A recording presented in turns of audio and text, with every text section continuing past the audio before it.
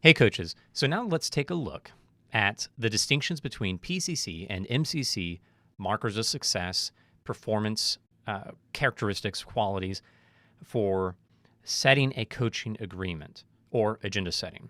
There's some slight differences between professional and master coach performance in this area. Not as much to cover, though, as things like powerful questioning, active listening, creating awareness.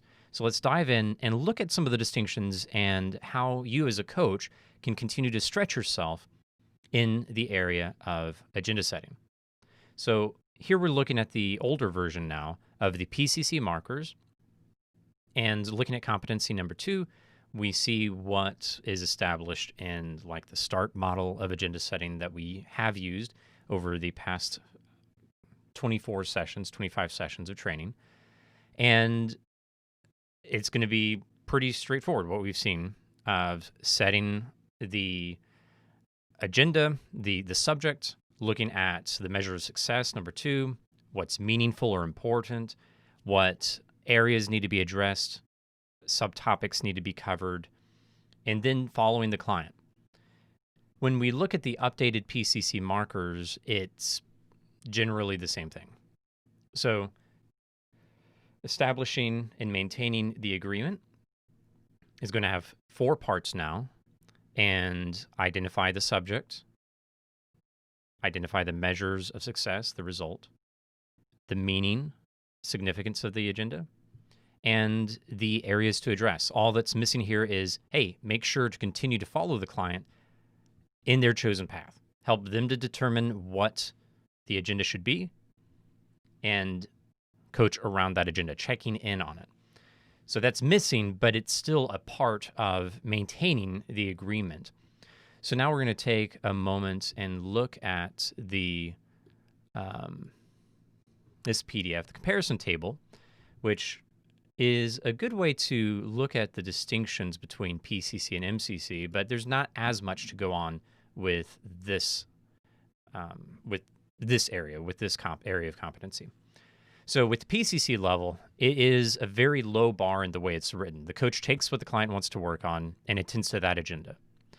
This is essentially saying you do the 5 points of the old markers. You have a full agenda and you follow that agenda. So 2 main parts, makes sense. You fail the PCC level if the coach chooses the topic. You don't coach around the topic the client's chosen, and you don't deepen the agenda setting. If you fail to deepen the agenda setting and just say, so what do you want to work on? And they say, oh, I want to work on getting that promotion. Okay, great. And now let's go. Like, what do you need to do differently to get the promotion? And so on. Like, you just dive into coaching. Then you're not really coaching around a full agenda. So a coach would fail if they don't explore the full agenda. And coach does not engage in the underlying issues as well. So you need to do the measures of success and significance. This is all what we've seen so far in the PCC markers. So again, very straightforward. When we get to MCC, I find the distinctions somewhat lacking in clarity.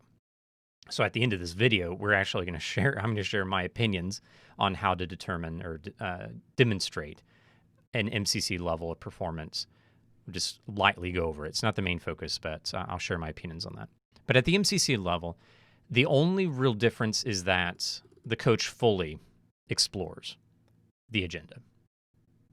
Fully explores is just code for make sure to deeply explore measures of success and results, meaning and significance, and areas to address. It's just saying, hey, do it fully, which I don't think is actually the distinction.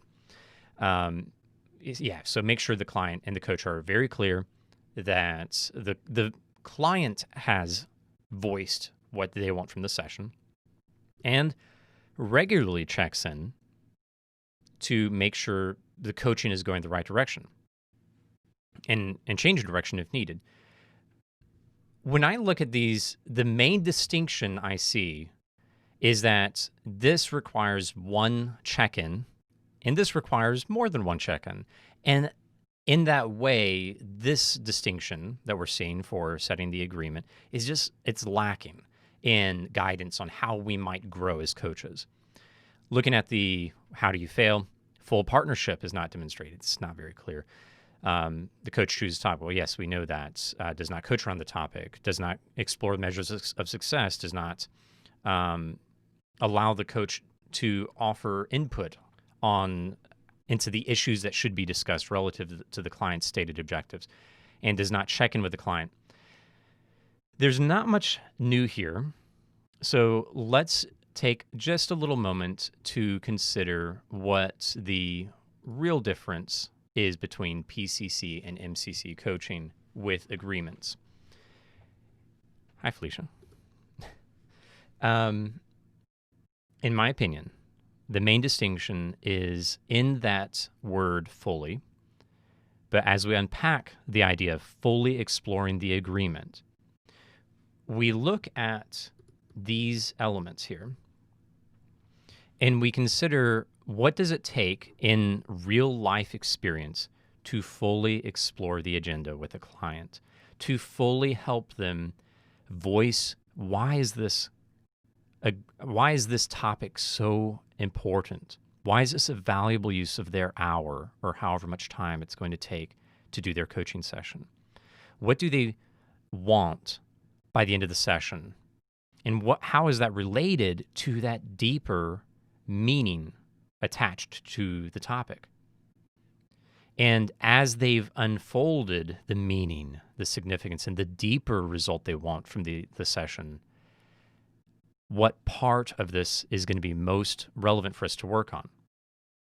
And the way a coach does that well, in my experience in assessing coaches and having myself assessed, is that the coach is very present with the client. And all that we look at over the next few weeks, and then in the final series of MCC markers, the coach is utilizing powerful questioning, active listening, creating awareness, direct communication, and challenging, and all the other competencies to create a deep, efficient experience early in the coaching session that highlights behavior, utilizes language, challenges the small agenda, which is going to be the next video in this series, or for this session, and helps the client quickly and efficiently, again, come to an understanding of who they want to be as they work on this agenda. So it's not about the transaction, it's about the transformation in the agenda setting. And one of the things we have to work on, again in the next video, is stepping away from any kind of structure that makes these types of questions sound formulaic, and instead opt for a recognition. We know that in order for us to fully explore an agenda, we need the client to voice for themselves in their own words, acknowledging their behaviors and energy around the topic. Why is this important? What they really want. And as they're on that journey, what part of the topic they should focus on most. Hope the main takeaway from this is that the art of setting the agreement is how you push towards higher levels of success. The structure will need to start falling away, and we'll talk about that in the next video. Thank you for watching. Thank you for considering how you might continue to grow in this area of your competencies. Your clients need you to help them voice the deeper work that they're going to be doing with you.